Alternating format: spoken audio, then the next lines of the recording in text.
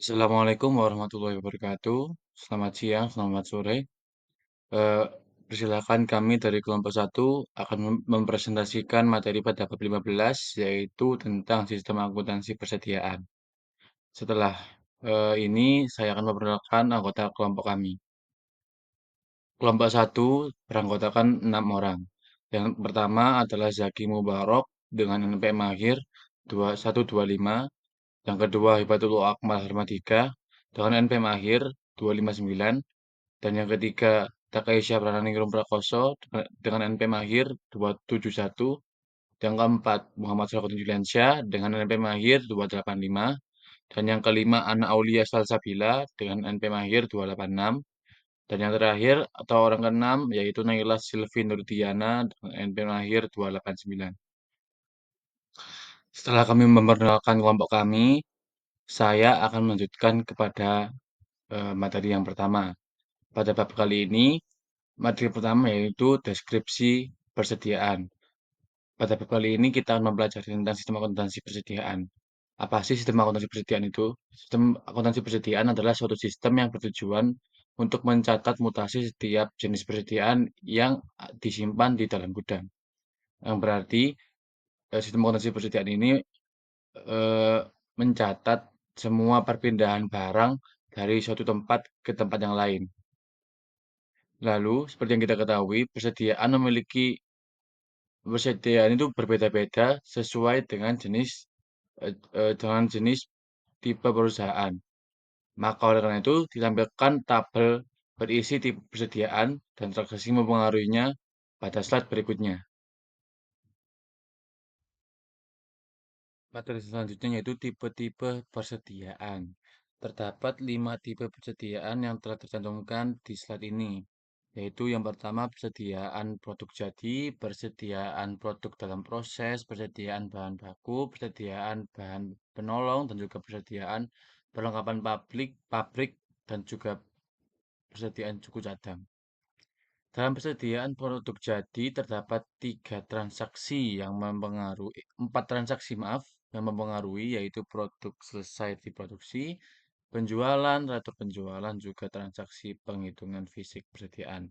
Di dalam eh, persediaan kedua terdapat tiga transaksi yang mempengaruhi yaitu produk selesai diproduksi, readjustment, readjustment, dan yang ketiga, perhitungan fisik persediaan.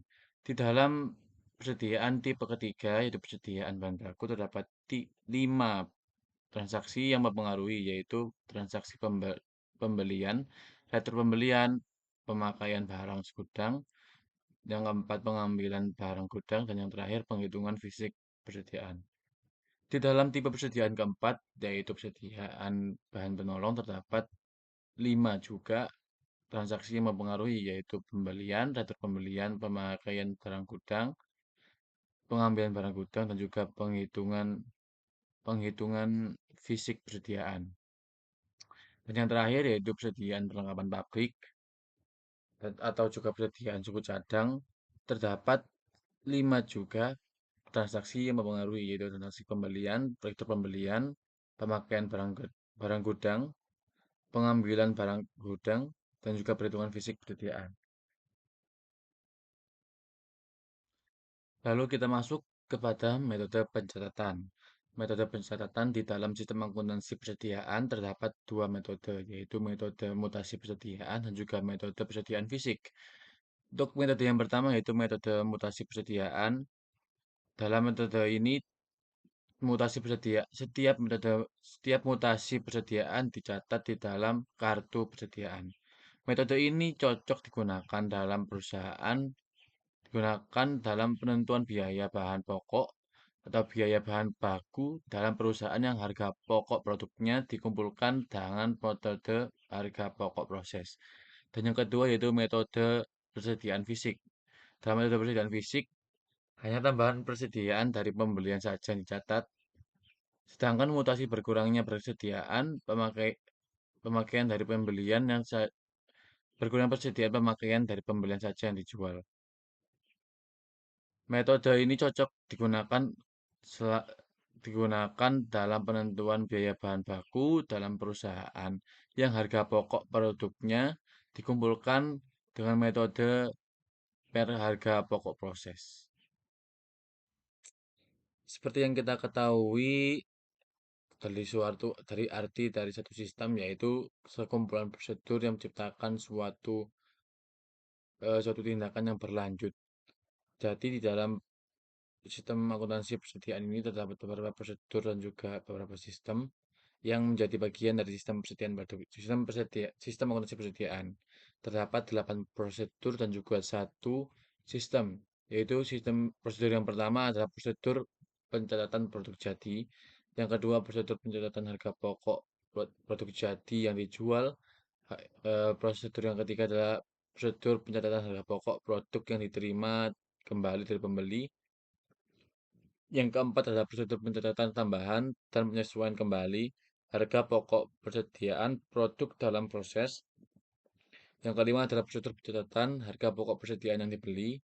Yang keenam, prosedur pencatatan harga pokok persediaan yang dikembalikan kepada pemasok. Yang keenam, prosedur pencatatan harga pokok persediaan yang dikembalikan kepada pemasok. Maaf. Yang ketujuh, persediaan permintaan dan pengeluaran barang dagang. Yang kedelapan, prosedur pencatatan harga pokok persediaan karena pengembalian barang gudang. Dan yang terakhir adalah sistem perhitungan fisik persediaan. Seperti yang kita ketahui dari materi sebelumnya yaitu deskripsi dari persediaan itu sendiri, sistem akuntansi persediaan merupakan atau bertujuan untuk mencatat semua mutasi persediaan yang disimpan di dalam gudang. Jadi semua pergerakan persediaan yang disimpan di dalam gudang merupakan bagian dari prosedur yang menciptakan sistem akuntansi ini. Selanjutnya di sini ada prosedur pencatatan produk jadi. Prosedur ini merupakan salah satu prosedur dalam sistem akuntansi biaya produksi. Di dalam prosedur ini dicatat harga pokok produksi jadi yang didebit ke dalam akun persediaan produk jadi dan dikredit ke dalam akun barang dalam proses. Catatan akuntansi yang digunakan dalam prosedur ini adalah kartu gudang, kartu persediaan, dan jurnal umum. Dokumen sumber yang digunakan dalam prosedur ini ada dua, yaitu laporan produksi selesai dan bukti memorial. Lalu selanjutnya di sini ada prosedur pencatatan harga pokok produk jadi yang dijual. Dalam prosedur ini merupakan salah satu prosedur dalam sistem penjualan selain prosedur lainnya. Catatan yang digunakan dalam prosedur ini ada tiga, yaitu yang pertama ada kartu gudang, lalu ada kartu persediaan, dan jurnal umum. Dokumen sumber yang digunakan dalam prosedur ini yaitu ada dua, yaitu surat order pengiriman dan faktur penjualan. Adalah prosedur pencatatan produk jadi yang dikembalikan oleh pembeli. Nah, jika produk jadi yang telah dijual dikembalikan oleh pembeli, maka satu akan menambah kuantitas persediaan produk jadi di kartu gudang, yang kedua ada menambah harga pokok produk jadi di kartu persediaan. Nah, pencatatan dilakukan oleh bagian gudang dan kartu persediaan. Prosedur ini adalah bagian dari sistem retur penjualan. Nah, apa saja dokumen yang diperlukan dalam harga pokok produk jadi yang dikembalikan oleh pembeli? Yang pertama adalah laporan penerimaan barang, dibuat oleh bagian gudang sebagai dasar pencatatan kembali produk ke gudang. Yang kedua ada memo kredit, berasal dari bagian order penjualan yang diteruskan ke bagian persediaan melalui bagian piutang. Digunakan untuk mencatat kuantitas dan harga pokok produk jadi yang dikembalikan. Yang terakhir ada kartu persediaan, digunakan untuk mencatat masuknya produk jadi dan harga pokoknya. Catatan akuntansi dalam produk jadi yang dikembalikan oleh pembeli. Yang pertama catatan yang digunakan adalah kartu gudang, yang kedua ada kartu persediaan, yang ketiga ada jurnal umum atau jurnal retur penjualan jika perusahaan memiliki jurnal khusus. Nah, proses penjurnalannya adalah yang pertama kita membuat bukti memorial berdasarkan memo kredit, yang kedua melakukan pencatatan ke jurnal umum. Nah, jurnal umumnya adalah persediaan produk jadi pada beban pokok penjualan. Kemudian ada prosedur pencatatan harga pokok persediaan produk dalam proses. Nah, prosedur ini dilakukan pada akhir periode akuntansi, misalnya bulanan atau tahunan, berbeda-beda tiap perusahaan.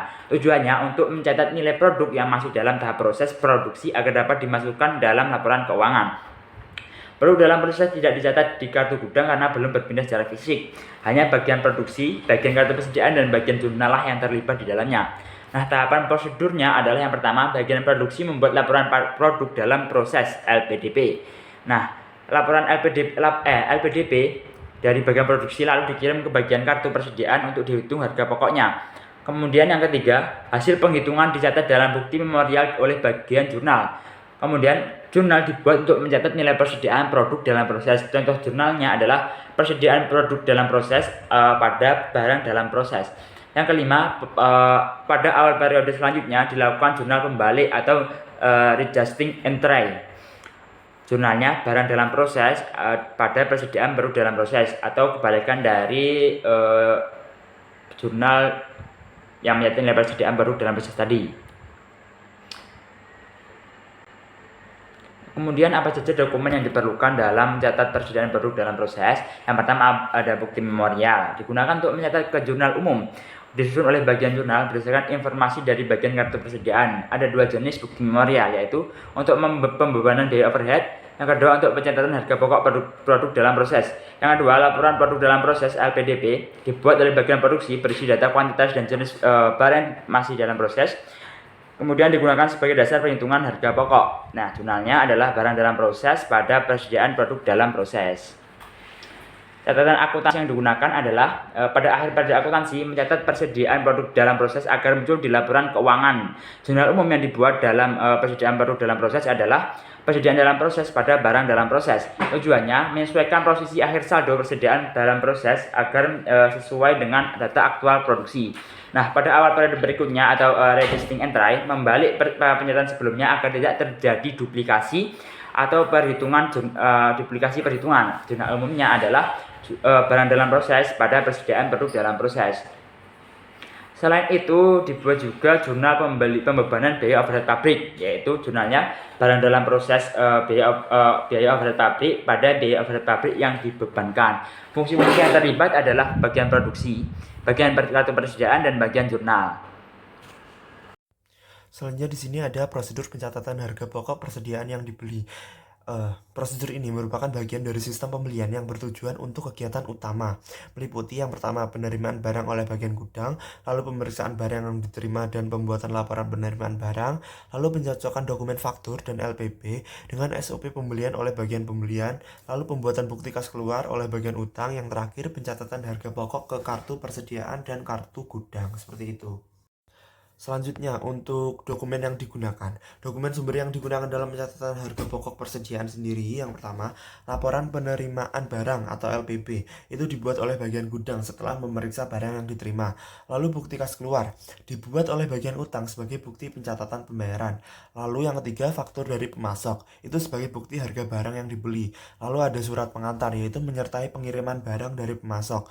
Lalu ada SOP, surat order pembelian, itu digunakan untuk mencocokkan data pembelian. Lalu ada kartu persediaan yang mencatat rincian nilai dan kuantitas persediaan. Yang terakhir, kartu gudang, yaitu untuk mencatat jumlah barang yang diterima secara fisik. Nah, untuk catatan akuntansi, jurnal akuntansi yang dibuat berdasarkan bukti kas keluar untuk mencatat persediaan yang dibeli, yaitu persediaan dan juga kas atau utang usaha. Persediaan di debit dan kas utang usaha di kredit. Bukti kas keluar dicatat dalam register bukti kas keluar. Lalu berdasarkan bukti kas keluar tersebut, bagian kartu persediaan itu mencatat rincian persediaan dalam kartu persediaan. Yang terakhir, bagian gudang mencatat tambahan kuantitas barang di kartu gudang berdasarkan laporan penerimaan barang, seperti itu.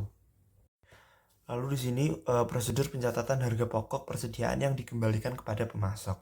Yang pertama, untuk deskripsi kegiatannya, prosedur ini merupakan bagian dari sistem retur pembelian. Dilakukan ketika persediaan dikembalikan kepada pemasok sehingga mengurangi jumlah kuantitas dan nilai persediaan yang sudah dicatat sebelumnya. Kegiatan utama dari prosedur ini meliputi yang pertama, bagian gudang menerima informasi retur dari bagian pembelian. Lalu barang diserahkan ke bagian pengiriman dan dikirim kembali ke pemasok. Lalu bagian pembelian membuat memo debit dan memberikannya ke bagian gudang pengiriman dan utang. Lalu bagian gudang mencatat pengurangan kuantitas di kartu gudang. Bagian utang mencatat pengurangan utang berdasarkan memo debit. Yang terakhir, bagian kartu persediaan mencatat pengurangan nilai persediaan. Seperti itu. Selanjutnya untuk bagian dokumen yang digunakan dalam prosedur ini, eh, itu yang pertama, laporan pengiriman barang. Itu dibuat oleh bagian pengiriman sebagai bukti barang yang dikirim kembali ke pemasok. Lalu memo debit, yaitu dokumen utama rater pembelian yang dikeluarkan oleh bagian pembelian dan digunakan oleh bagian gudang untuk mengurangi kuantitas barang dalam kartu gudang. Lalu bagian utang untuk mencatat pengurangan utang. Lalu bagian kartu persediaan untuk mencatat pengurangan harga pokok persediaan. Lalu LPB. LPB sendiri adalah laporan penerimaan barang yang diperiksa kembali untuk mencocokkan barang yang dikembalikan. Lalu ada packing slip, yaitu sebagai pengganti surat jalan pengiriman barang kembali ke pemasok yang terlihat dari bagian alir. Selanjutnya di sini untuk catatan akuntansinya. Nah, transaksi rater pembelian dicatat sebagai pengurangan terhadap akun persediaan dan utang usaha. Jurnal akuntansi yang dibuat berdasarkan memo debitnya adalah utang usaha kepada persediaan. Lalu catatan penting dari prosedur ini, yang pertama, memo debit itu dilamparkan ke dalam arsip bukti kas keluar yang belum dibayar atau unpaid voucher file.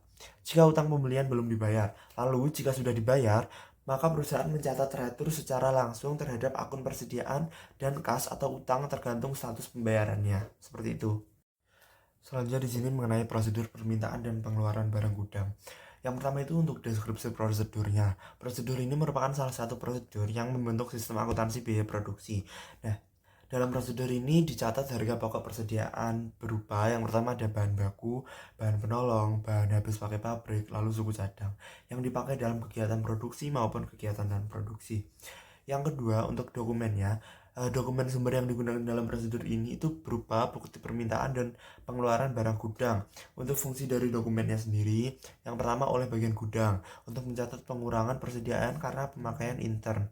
Lalu yang kedua oleh bagian kartu persediaan untuk mencatat berkurangnya kuantitas dan harga pokok persediaan karena pemakaian intern. Lalu sebagai dokumen sumber dalam pencatatan pemakaian persediaan ke dalam jurnal pemakaian bahan baku atau jurnal umum. Seperti itu. Selanjutnya, saya akan bahas mengenai prosedur pengembalian barang gudang. Nah, transaksi pengembalian barang gudang itu mengurangi biaya dan menambah persediaan barang di gudang. Jurnal yang dibuat untuk mencatat transaksi tersebut dari jurnal umum adalah persediaan bahan baku, persediaan bahan penolong, persediaan bahan habis pakai pabrik, dan persediaan suku cadang itu pada debit. Sedangkan pada kredit itu terdapat barang dalam proses bahan baku, biaya overhead pabrik sesungguhnya, beban administrasi dan umum, serta beban pemasaran. Nah, ada pula sistem penghitungan fisik persediaan. Nah, perhitungan fisik persediaan itu dilakukan berkala oleh bagian kartu persediaan dan gudang untuk mencocokkan catatan akuntansi dengan jumlah real barang. Nah, serta sebagai dasar penyesuaian dengan pengendalian internal. Adapun dokumen-dokumen yang digunakan untuk merekam, meringkas, dan membukukan hasil penghitungan fisik persediaan, yaitu yang pertama terdapat kartu perhitungan fisik atau inventory tag. Nah, kartu perhitungan fisik ini digunakan untuk mencatat hasil perhitungan langsung oleh petugas pencatat dan pengecek, serta ditempelkan pada masing-masing item persediaan. Kemudian yang kedua itu terdapat daftar hasil perhitungan fisik atau inventory summary sheet. Nah, dokumen ini digunakan untuk merangkum data dari seluruh kartu perhitungan fisik sebagai dasar evaluasi dan penyesuaian akuntansi. Yang ketiga itu terdapat bukti memorial. Nah, bukti memorial sendiri digunakan untuk mencatat koreksi dalam jurnal umum apabila terdapat selisih antara hasil fisik dan catatan pembukuan. Nah, selanjutnya itu terdapat catatan akuntansi. Catatan akuntansi yang digunakan dalam sistem perhitungan fisik persediaan adalah yang pertama itu kartu persediaan. Kartu persediaan ini digunakan untuk mencatat penyesuaian kuantitas dan harga pokok persediaan berdasarkan hasil perhitungan fisik oleh bagian kartu persediaan. Kemudian yang kedua itu terdapat kartu gudang. Nah, kartu gudang sendiri itu digunakan untuk mencatat penyesuaian kuantitas persediaan yang tercatat di gudang berdasarkan hasil perhitungan fisik oleh bagian gudang. Dan yang terakhir itu terdapat jurnal umum. Jurnal umum ini digunakan untuk mencatat penyesuaian akun persediaan jika terdapat selisih antara saldo buku dan hasil fisik. Kemudian itu terdapat fungsi terkait. Nah, fungsi yang dibentuk untuk melaksanakan perhitungan fisik persediaan umumnya itu bersifat sementara, yang biasanya berbentuk panitia atau komite. Nah, yang anggotanya itu dipilihkan dari karyawan yang tidak menyelenggarakan catatan akuntansi dan tidak melaksanakan fungsi gudang. Nah, panitia perhitungan fisik persediaan itu terdiri dari pemegang kartu perhitungan fisik, penghitung, dan pengecek. Nah, panitia perhitungan fisik persediaan itu bertugas untuk melaksanakan penghitungan fisik persediaan dan menyerahkan hasilnya kepada bagian kartu persediaan sebagai dasar penyesuaian catatan. Nah, tugasnya itu meliputi pendistribusian kartu, pencatatan oleh pemegang kartu, dan pengecek serta melaporkan hasilnya ke bagian terkait. Nah, kemudian yang kedua itu terdapat fungsi akuntansi. Fungsi ini bertanggung jawab untuk mencatat akuntabilitas dan harga pokok persediaan berdasarkan hasil perhitungan fisik ke dalam kartu persediaan, menyusun bukti memorial, dan melakukan penyusunan jurnal atas selisih persediaan yang ditemukan. Nah, yang ketiga itu terdapat fungsi gudang. Nah, fungsi gudang ini untuk mencatat hasil perhitungan ke dalam kartu gudang serta menyesuaikan data persediaan di gudang berdasarkan hasil fisik. Selanjutnya itu terdapat jaringan prosedur membentuk sistem. Nah, jaringan prosedur membentuk sistem ini dibagi menjadi 4. Nah, yang pertama itu prosedur perhitungan fisik. Nah, setiap jenis persediaan di gudang itu dihitung oleh 2 petugas secara independen dan hasilnya akan dicatat dalam kartu perhitungan fisik. Kemudian yang kedua itu terdapat prosedur kompilasi. Nah, pada prosedur kompilasi ini, petugas akan mencocokkan hasil perhitungan fisik dengan catatan yang ada, kemudian menyusun rekapitulasi ke dalam daftar hasil perhitungan fisik berdasarkan kartu yang telah dikumpulkan. Nah, kemudian yang ketiga itu terdapat prosedur penentuan harga pokok persediaan. Nah, bagian kartu persediaan itu menghitung harga pokok satuan dari barang yang dihitung berdasarkan jenis dan kuantitas persediaan. Nah, serta mengalihkan dengan jumlah unit fisik untuk mendapatkan total nilai persediaan. Kemudian yang terakhir itu terdapat prosedur penyesuaian. Nah, prosedur penyesuaian ini merupakan bagian kartu persediaan yang melakukan penyesuaian atas jumlah dan nilai persediaan yang tercatat jika ada selisih antara catatan dan hasil perhitungan fisik. Nah, dengan bantuan dari data kartu gudang. Selanjutnya yaitu unsur pengendalian internal. Nah, perhitungan fisik persediaan harus dilakukan oleh panitia khusus yang terdiri dari 3 fungsi utama. Nah, yang pertama yaitu pemegang kartu penghitungan fisik, yang kedua fungsi penghitungan, dan ketiga yaitu fungsi pengecek. Nah, setiap fungsi ini dijalankan oleh karyawan yang berbeda-beda untuk menjaga ketelitian dan keandalan data. Panitia ini bertanggung jawab untuk mengatur jalannya perhitungan, pengecekan, pencatatan hasil fisik persediaan agar hasilnya akurat dan dapat dipertanggungjawabkan. Lalu, daftar hasil penghitungan fisik persediaan harus ditandatangani oleh ketua panitia sebagai bentuk otorisasi. Pencatatan hasil penghitungan fisik didasarkan pada kartu penghitungan fisik yang telah diverifikasi kebenarannya oleh pemegang kartu tersebut. Nah, harga satuan yang dicantumkan diambil dari kartu persediaan yang relevan. Dan setiap penyesuaian terhadap kartu persediaan didasarkan pada informasi, kuantitas maupun harga pokok total yang tercantum dalam daftar fisik. Selanjutnya yaitu praktik yang sehat. Di sini ada beberapa praktik-praktik yang sehat. Yang pertama yaitu pencocokan data dan pencatatan akhir. Nah, setelah perhitungan kedua, kuantitas dan data pada kartu bagian ketiga serta bagian kedua dicocokkan oleh pemegang kartu sebelum data akhir dicatat dalam daftar hasil penghitungan fisik. Nah, ini tuh untuk memastikan keakuratan dan keabsahan data persediaan tersebut.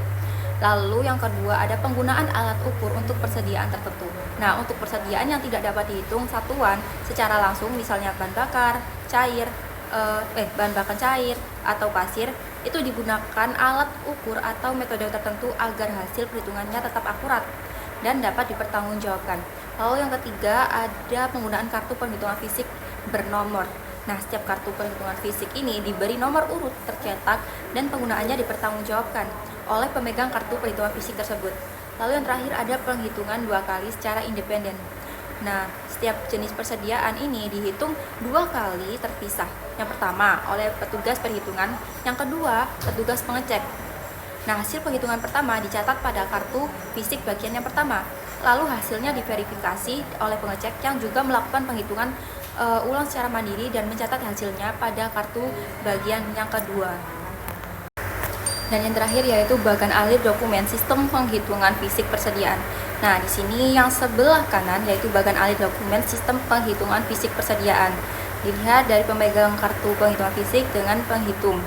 Lalu di sebelahnya ada bagan alir pengecek dan bagian kartu persediaan. Nah, baik, itu tadi adalah presentasi kami dari kelompok 1. Sekian dari kami. Wassalamualaikum warahmatullahi wabarakatuh. Terima kasih.